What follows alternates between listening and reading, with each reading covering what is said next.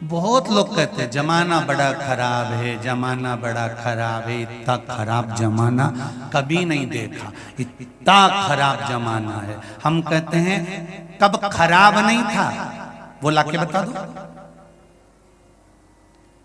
सत्ययुग में भी अंधकासुर था, सत्ययुग में भी भस्मासुर था, सत्ययुग में भी तारकासुर था। त्रेता आया तो त्रेता में भी रावण था। बोलो सही है कि गलत है? त्रेता में भी सूर्पणखा थी, त्रेता में भी मंथरा थी, त्रेता में भी ढेर सारे राक्षस थे।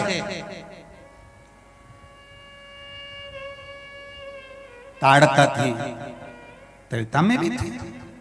फिर द्वापर आया, द्वापर में भी कंस था, पूतना थी, अगासुर था, बकासुर था, धेनुका, जितने जितने असुर थे सब द्वापर में भी थे। फिर कैसे कह सकते हो कि बड़ा बेकार जमाना चल रहा है, बड़ा बेकार जमाना चल रहा है, बड़ा बेकार जमाना चल रहा है? जमाना कौन सा अच्छा था वो तो बता दो।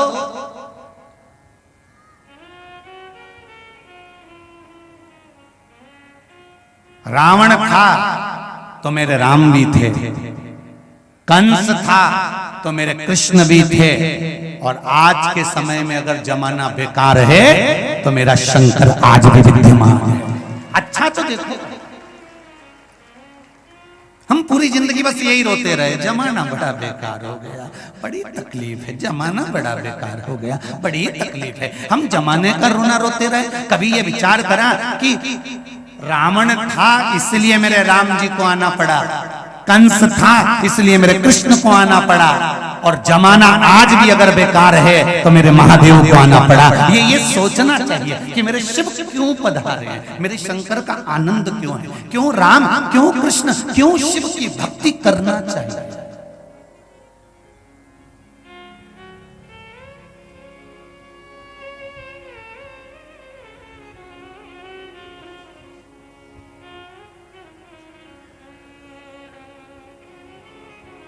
क्यों शिव की भक्ति, क्यों राम की भक्ति, क्यों कृष्ण की भक्ति? अच्छी संगत में बैठो, अच्छा फल मिलेगा जरूर।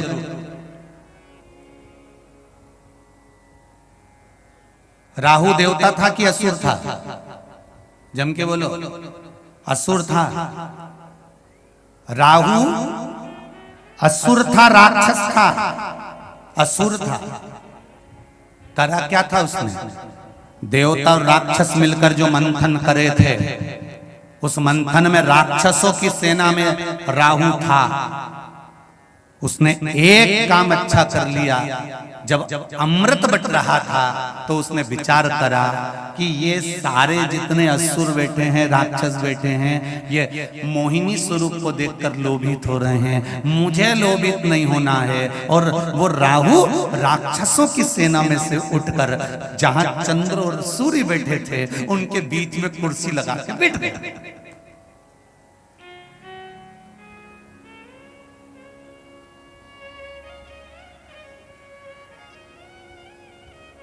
राहु असुर राक्षस जहां चंद्र सूर्य बैठे हैं उनके बीच में जाकर कुर्सी लगाकर बैठ गए और अमृत बटने लगा। और बढ़ते बढ़ते अमृत राहु को भी मिल गया। मिलते से ही चंद्र और सूर्य ने जैसे राहु ने पिया तो कह दिया ये तो असुर है, ये राक्षस है, और भगवान ने उसका गला काट दिया। संगत का फल क्या मिला कि अमृत पीने को मिल गया, और वो राक्षस राहु असुर राहु अमृत पीने के कारण, देवताओं के साथ बैठने के कारण 9 ग्रह देवता की गिनती में आ गया। और आज भी लोग उसे राहु के नाम से पूजने लगे। ये राहु है, ये केतु है, 9 ग्रह देव बन गया। वो केवल देवताओं के साथ कुर्सी लगाकर बैठा था, इसलिए 9 ग्रह देवताओं में उसकी पूजन होने लगी। बोलो होती है कि नहीं होती पूजन? चंद्र की पूजन होगी, बुद्ध की पूजन होगी, मंगल की पूजन होगी, शनि की पूजन होगी, बृहस्पति की पूजन होगी, शुक्र की पूजन होगी, तो राहु और केतु की भी पूजन होती है। केवल देवताओं के साथ जाकर बैठा, इसलिए देव बन गया। आपसे भी निवेदन है, मेरे नवयुवक बेटे और बेटियों से निवेदन है, प्रयास करना, अगर बैठना तो कहीं अच्छी जगह बैठना, तो तुम्हारी भी गिनती डॉक्टर, कलेक्टर और एसपी में जरूर होगी, ये निश्चित है।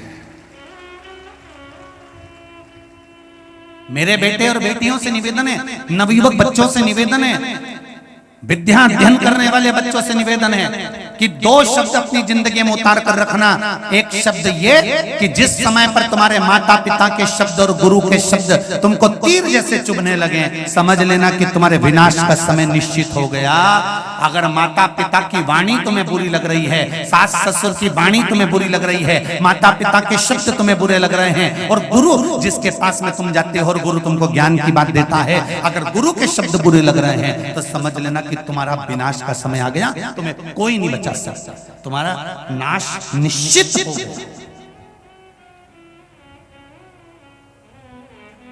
और दूसरा शब्द याद रखना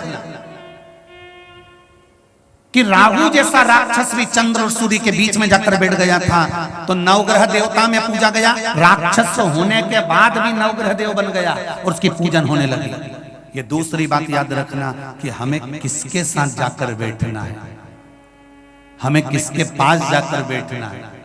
दुनिया के लोगों को डिस्को करने वाले ज्यादा पसंद आएंगे, फैशन करने वाले ज्यादा पसंद आएंगे, और जो छोटे मोटे कपड़े पहनते हैं फटेले मटेले, वो बड़े पसंद आएंगे। और दुनिया के लोगों को वो कभी पसंद नहीं आएंगे जो रोज सुंदरकांड के पाठ में जाता हो, मंदिर जाता हो, पूजन करता हो, लोटा भर के जल चढ़ाता हो, भगवान की भक्ति करता हो। दुनिया के लोगों को वो पसंद नहीं आते। इनको तो लोग ढोंगी समझते हैं। अरे ये तो फालतू का ढोंग करे, चंदन लगा लिया, शंकर जी के मंदिर चले गया, कहीं डमरू बजाए, कहीं मंजीरा बजाए, कहीं झांझ बजाए, कहीं सुंदरकांड में जाके बैठ जाए, क्या होगा इससे करने से?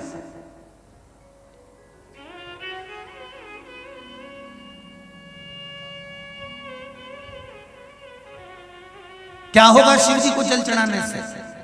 क्या होगा शंकर भगवान को एक लोटा पानी चढ़ाने से? क्या होगा शंकर भगवान को बेलपत्र चढ़ाने से? क्या होगा शिव जी की स्तुति करने से? क्या होगा सुंदरकांड का पाठ करने से?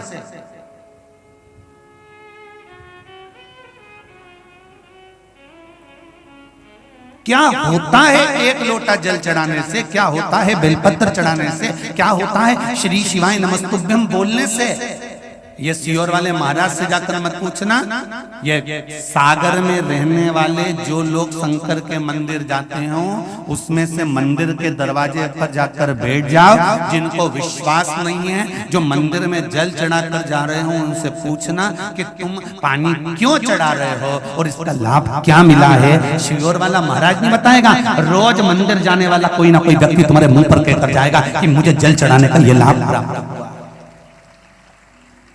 ये पत्र तो बहुत, ये प्रमाण के लिए ये पत्र तो बहुता है, बहुता अति,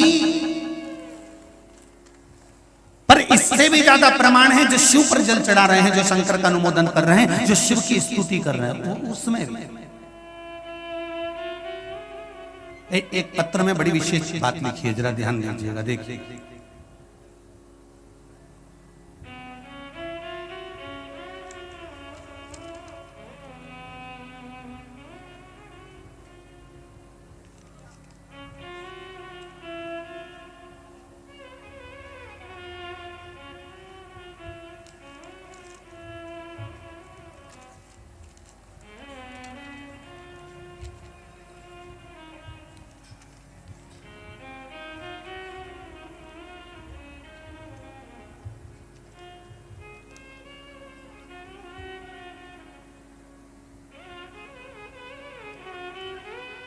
गायत्री चतुर्भुज तिवारी, केला माता मंदिर, तिलीवाड़, सागर। कहीं बैठे हो तो हाथ हिलाइए। अच्छा पीछे हैं क्या? श्री शिवाय नमस्तुभ्यम, दोनों हाथ हिला दो दीदी। हर हर महादेव। आपने लिखा है महाराज जी, मैं गायत्री चतुर्भुज तिवारी, केला माता मंदिर, तिलीवाड़, सागर से आई हूँ। मेरे नंदोई श्री दामोदर प्रसाद तिवारी दम्मू महाराज, जो कि 95 वर्ष के हैं, कितने वर्ष के हैं? ये पत्र में उन्होंने स्केच पेन से शाही से निशान भी बनाया है। जो 95 वर्ष के हैं उनको 50 वर्ष से हर्निया की बीमारी थी। कितने साल से थी?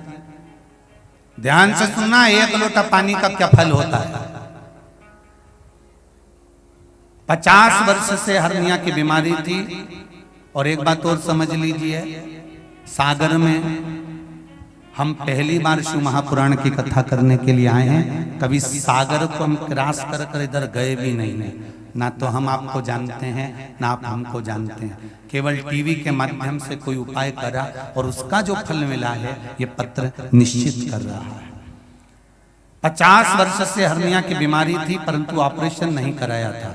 दिनांक 27/5/2022 को अचानक रात में पेट में बाथरूम में बहुत दर्द हुआ। डॉक्टर को दिखाया तो डॉक्टर ने दोनों तरफ हर्निया का ऑपरेशन एवं बाथरूम का ऑपरेशन करने का बताया। डॉक्टर ने 3 ऑपरेशन करवाना बताया। कहा जल्दी से जल्दी ऑपरेशन कराना होगा। 31/5/2022 को उनको मेडिकल कॉलेज सागर में ऑपरेशन के लिए भर्ती कर दिया। और उनकी बहू शिवजी को जल चढ़ाकर उनका जल उनको देती रही। दांत नहीं होने के कारण बेलपत्र नहीं दे सके। 4-5 दिन तक जल पीने के बाद उनकी समस्या ठीक हो गई। 6 जून 2022 को उनका ऑपरेशन होना था तो 2 जून से मेडिकल कॉलेज की ओटीपी से बंद कर दिया गया। और वहां कहने लगे मुझे कोई समस्या नहीं है। 3 जून को उनको हॉस्पिटल से छुट्टी करा दी और डॉक्टर ने कह दिया अब इनको ऑपरेशन की जरूरत नहीं है। ये पत्र है।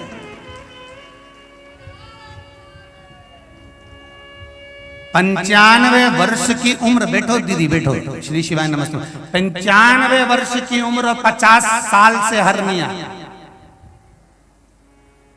अब कौन सा सीवर वाला महाराज इनको बबूती देने आया था कि कोई बेल बांध गया? सारी समस्या का हल एक लोटा जल, और वो दिल से चढ़ा होना चाहिए।